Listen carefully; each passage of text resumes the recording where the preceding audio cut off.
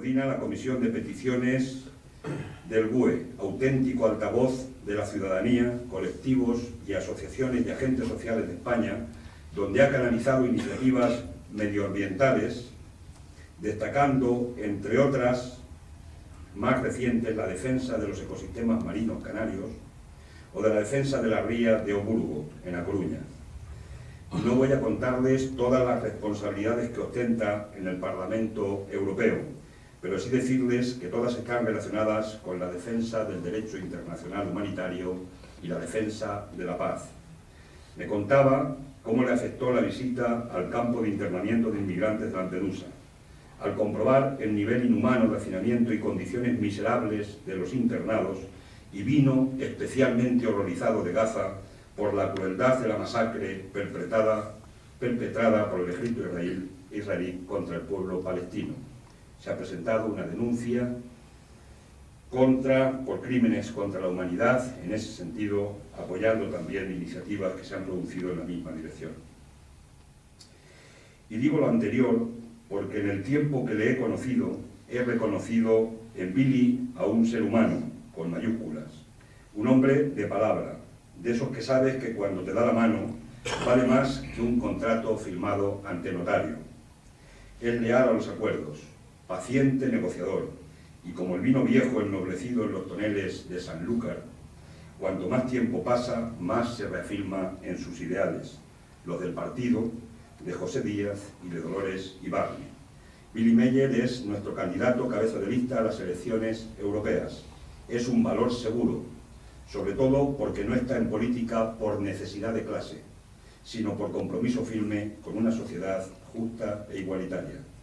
Billy Meyer, cuando llegue al final del camino, no le importará demasiado, porque es de los que habrá cumplido con la vida. Amigo Billy, compañero del alma, tuya es la palabra.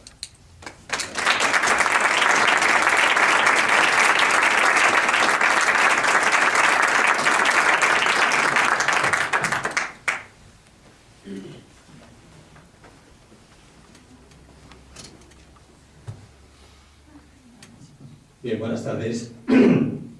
Agradezco de nuevo a la dirección del Club Siglo XXI la oportunidad de exponer nuestras preocupaciones, ideas y propuestas en relación al proyecto europeo en un momento en que el mundo y la Unión Europea viven una situación especialmente convulsa. En un contexto de crisis estructural, la democracia participativa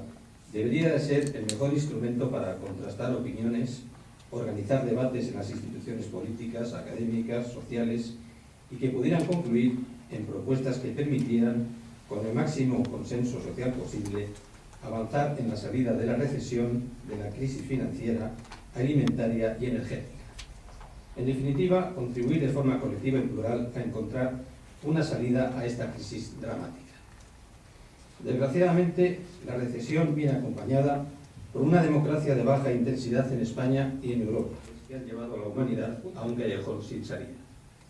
Han pasado 5 años desde las últimas elecciones europeas y el referéndum del tratado que pretendía una constitución para Europa, y 9 desde que el Consejo Europeo, reunido en Lisboa, aprobaba lo que se conoció como la estrategia de la ciudad del mismo nombre,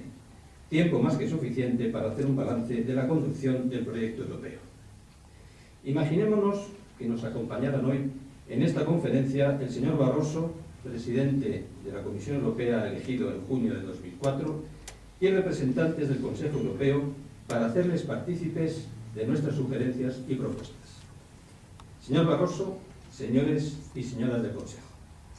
antes del estallido de la crisis y de la actual recesión, ustedes defendieron desde marzo de 2000 una estrategia conocida como Estrategia de Lisboa, que pretendía hacer de la economía europea la más dinámica y competitiva del mundo en tan solo 10 años. Diseñaron llegar a 2010 con un crecimiento económico del 3%, crear 20 millones de empleos y unas inversiones globales en I+D del 3% del Producto Interior Bruto de la Unión Europea. Para ello decidieron, con el respaldo entusiasta de las principales organizaciones europeas de empresarios, fomentar la liberalización y la privatización de las empresas de servicio público, la flexibilidad y adaptabilidad de los mercados laborales, la moderación salarial y la apertura a los intereses privados de una buena parte de la seguridad social. Pero, señor Barroso, señores y señoras del Consejo, en marzo de 2007, 7 años después de la Estrategia de Lisboa y 3 meses antes de alcanzar sus pretendidos objetivos, el saldo, según los datos de la comisión que usted preside, señor Barroso, el crecimiento económico solo llegó a la mitad del objetivo fijado. La creación de empleo no supuso más que una cuarta parte y el gasto en I+D no llegó ni siquiera al 2% del Producto Interior Bruto. El balance no podía ser más negativo: un crecimiento mediocre, elevado desempleo, aumento de la pobreza y las desigualdades, la transferencia de los beneficios privados, los beneficios derivados de la productividad de los trabajadores a los empresarios, la precariedad del empleo y un aumento de la exclusión social, mayor desigualdad salarial entre hombres y mujeres, y que estas últimas tengan que soportar las consecuencias de unas políticas públicas cada vez más reducidas y menguadas. Lo que sí consiguieron ustedes durante ese periodo, y es justo reconocerlo, es, en un marco de desigualdad enorme de rentas, colocar la parte de los beneficios empresariales porcentualmente al Producto Interior Bruto en la zona euro a su nivel más alto en los últimos 25 años, cuando la parte correspondiente a los salarios no ha dejado de caer década tras década. Los trabajadores y trabajadoras, según ustedes, debían sacrificarse para que las grandes empresas consiguieran enormes beneficios. Y lo consiguieron. En 2007, con la recesión ya tocando a la puerta, fue un buen año para las multinacionales y el sector financiero. Así, por ejemplo, la empresa Total francesa, petrolera, tuvo un beneficio de 12.000 millones de euros, el Grupo Santander 10.000 millones, Telefónica 8.906, la Bayer 6.747, el Deutsche Bank 6.500, BBVA 6.000, etcétera, etcétera, etcétera, Volkswagen 4.045. Podríamos poner toda la relación de grandes empresas europeas y multinacionales. Para conseguirlo, no tuvieron reparo en promover, incentivar y aprobar tratados y directivas europeas que regulaban el crecimiento económico, que no el desarrollo sostenible, sobre la base exclusiva del libre mercado, la moderación o congelación salarial, el dogma de la estabilidad presupuestaria, una política monetaria de exclusiva competencia del Banco Central Europeo y el derribo de lo que con mucho esfuerzo y sacrificio los trabajadores y trabajadoras europeas construyeron tras la Segunda Guerra Mundial, es decir, el Estado social. Ustedes aplicaron con absoluta rigurosidad aquel modelo que pretendía dejar al mercado y sus leyes la exclusividad no solo de la organización de la economía, el comercio, sino también la organización de las relaciones laborales y humanas. Ya saben, ustedes eran partícipes de que el problema era el Estado, es decir, la intervención pública de la economía, y así diseñaron un proceso de integración regional, la construcción europea, desmontando cualquier posibilidad de tener instrumentos de intervención